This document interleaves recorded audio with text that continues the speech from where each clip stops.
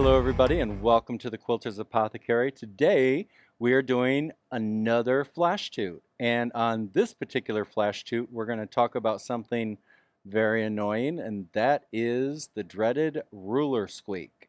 So if you're somebody who uses rulers in your quilting, you're going to find eventually that you're going to end up hearing once in a while this mousy loud squeak that starts to make you a little bit crazy, and you're trying to figure out what's going on, why it's happening, and I'll tell you exactly why it's happening. Some of the feet on our machines, the ruler feet, um, on certain brands are unanodized.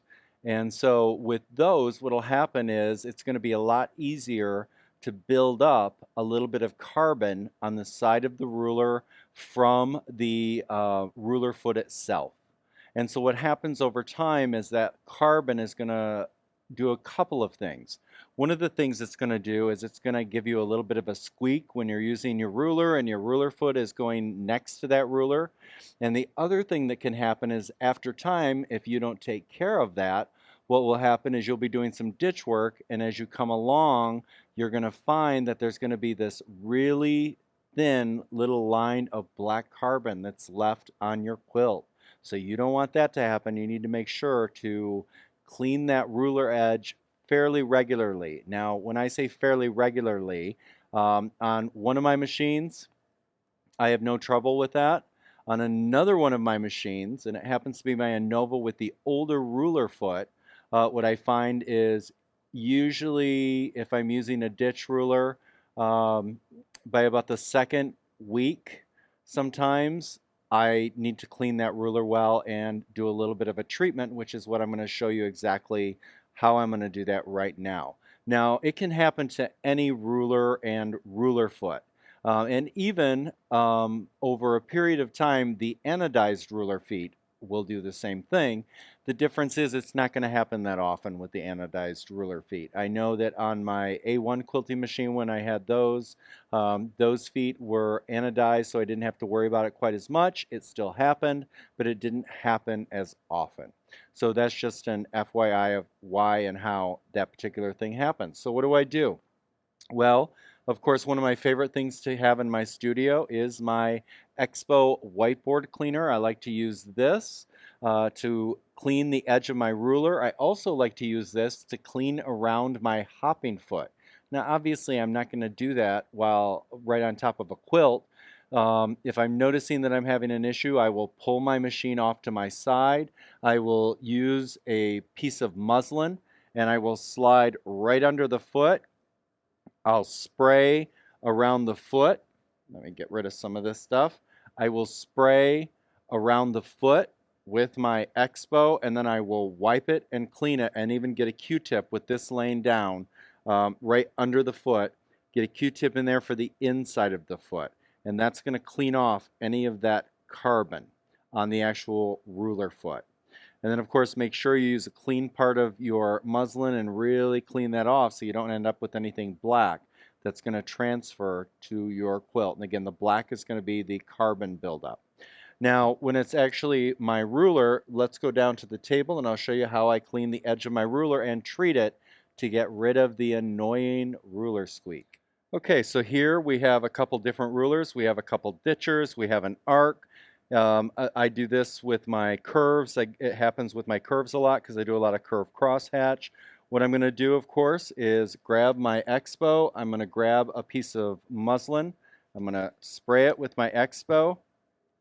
And I'm going to go right along the edge. And you're going to find there's a lot of times you're going to have some carbon buildup. Now, I keep mine pretty clean, so I don't have a lot of carbon buildup on the edge of mine, unless we have a ruler class and people are using them for 8 to 12 hours a day. And then I might have it. Now this one, even though I have a little bit of that 620 adhesive on the back, I don't have to worry about that.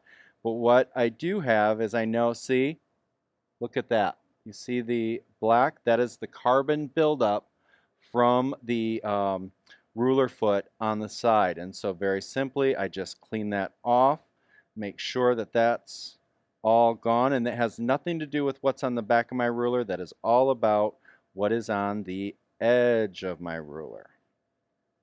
Okay, Let me take it to a clean spot. It's coming off. There's not that much there now. I'm going to spray a little bit more.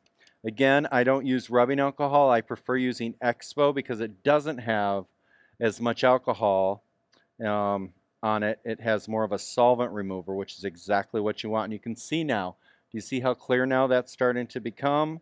I'm getting all of that carbon buildup off of the edge of my ruler. So now I'm just going to wipe that. And I do it until there is no more there to see.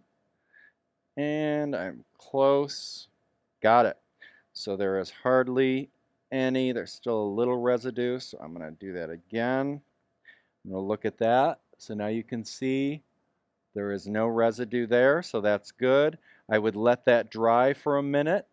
And while I'm doing that, I'm going to go ahead. I'm going to clean the edge of this one.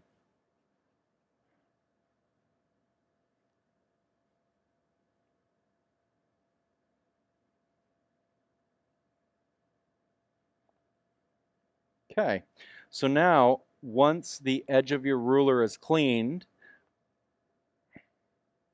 I am going to use one of two things. This is our Renaissance polish that we use for our rails, as well as the carriage and the table itself rails.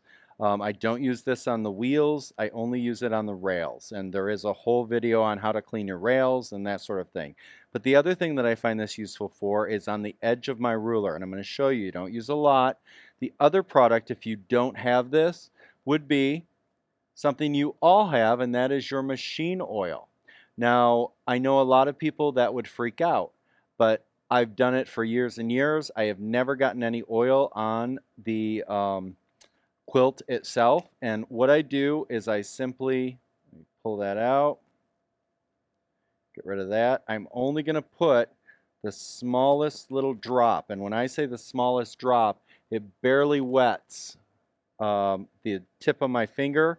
And I would take that and I simply wipe the edge of my ruler with that oil. And then what I do is I grab my muslin and wipe my finger, and then I go right under on the bottom part of that ruler, right on the edge, and I just kind of wipe that. Just give that a few little quick wipes. You still have a little bit of residue of the oil, but now you will not have any ruler squeak for another few weeks. And no, there is not hardly any oil on there. It's simply what you've done is you've treated the edge of that ruler, and that's going to help you not have the ruler squeak. And of course, the other option, like I said, would be to use, if you have it for your rails, the Renaissance polish. I love this. This is my favorite. I just put a little bit on my finger. When I say a little, I didn't go whoosh.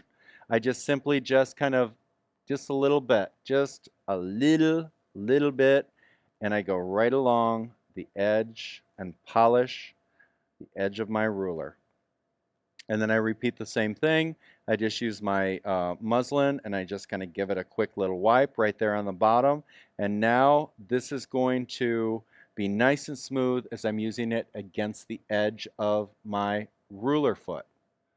Okay, so there you have it. That is how we get rid of annoying ruler squeak. So hopefully you have enjoyed another one of our wonderful flash toots, and we will see you down the road. As always, take care of yourself and take care of each other. We'll see you all later.